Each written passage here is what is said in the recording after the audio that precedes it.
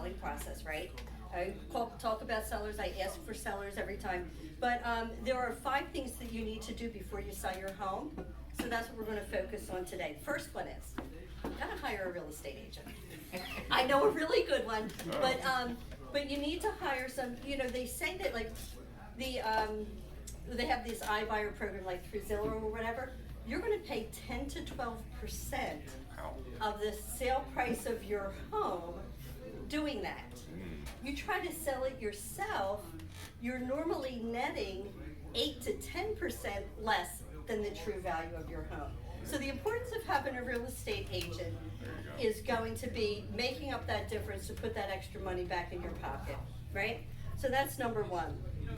Number 2, a lot of people have been in their homes for 15, 20, 30 years. Some people think that they're a handyman, and they've been doing a lot of home projects that they're really proud of. But so a lot of times we'll go in, so if we get a handyman, or we have somebody that's been in the house 20, 30, 40, 50 years, what we're gonna recommend is a pre-inspection. Because you need to know what to expect. What is the buyer gonna find? Is there a boogeyman in the closet that like you didn't know? Is there a huge electrical issue? And you're prepared for that, and you can address it in a number of ways when you're selling your house. You can either take care of the things that could be deal breakers, or you can sell your house as is and reduce your price. So you kind of work on that with the seller every time as to how they want to leverage that information. But a pre-inspection is something where we have a Mike Elko come out. Vince attends and takes the notes, and Mike provides pictures if we want them. But we give a list of like, these are the things that the township is going to find, these are the things that the buyer is going to find, these are the things that should be addressed to make it an easier transaction, these are the things you can walk away from or throw money at. So it's really important to be able to have that conversation, because you don't want to get into a transaction and have the buyer balk on you, or you say like, oh my God, I don't have the money to put $30,000 out for a new septic system. Like, you need to know that going in.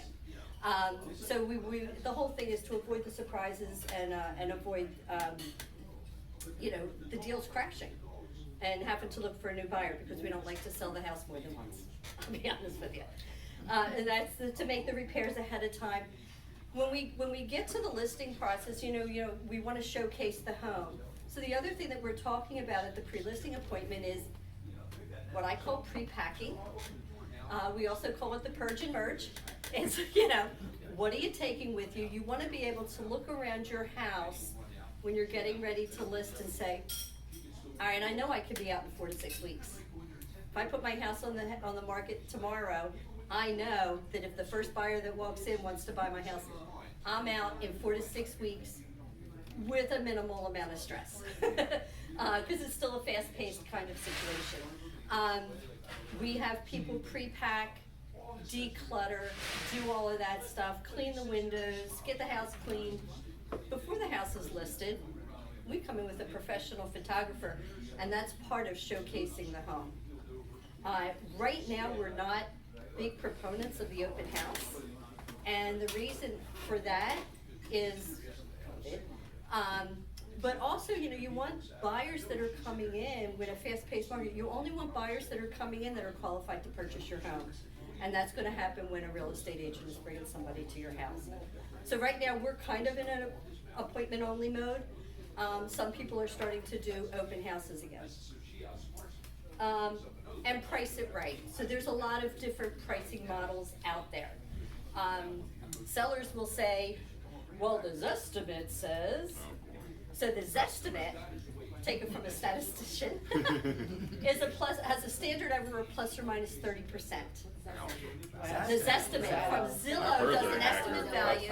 Zillow does an estimate value of your home, and that would be so. The way that they do it is they pinpoint, here's your house. They kind of draw a 1 mile circle around it based on beds and baths, and they come up with an average. They don't take into consideration, what's that? That's accurate. Yeah, right. So they don't take into consideration that you have a $50,000 kitchen, or a new roof, or new windows, or you just put in a new HVAC system. None of that stuff gets leveraged in, right? The other thing is like, well, the tax assessor says, and every town does it differently. Some of them actually try to come to a true value, but unless they've just been in your house, it's not gonna be close. So they do, you can look at a $500,000 house that's like a market value, and the assessed value is $12,500. So the town, hasn't been there for about 1,000 years, but they have metrics and matrix and factors that they apply to that to determine what the tax value is. So the tax value, the assessed value, that's really not the true market value of your home either. The best way, there's two ways to find out the value of your house. One is potentially to have an appraisal. Some people will pay to have an appraisal done prior to listing their house so that they understand, the official, right? Or somebody like me who spent 30 years in statistics and market research, where I can do a complete market analysis of your home. So we're looking at the market. I get to look at the market. I have resources, that understands what is going on in the town and how many days on market and what is the price point and what is happening in your development and all of that, as well as taking your house and comparing it to the other homes that have recently sold in the neighborhood. And the comparison is I usually will go into a listing appointment with, I say like a 20, 30,000 foot view, and it's like, well, there have been 6 houses that sold in your neighborhood in the past year, and I have 2 minutes, thank you, that have sold in the past year, and, they range between 450 and 600,000. Your house probably is gonna fall in between there. But I'm not gonna walk into your house and say your house is worth 550,000. I need to know the details of your house so that I can take into consideration the new roof, the new windows, the new HVAC, and that $50,000 kitchen. So I could take that in to make it appropriate and price it right. In today's market, the key is to price it right, price it tight, and then allow the buyers and the interest of the market and the competitiveness of the market to raise that price and guarantee on the appraisal. So it's not a game now where we're pricing it a little high and I'm gonna come down. We're gonna price it tight and let the buyer guarantee on the price that they're offering because they really want the house. That's the key part, and that's just getting to the point where, you're getting to list. So I think that's about what I've got to say.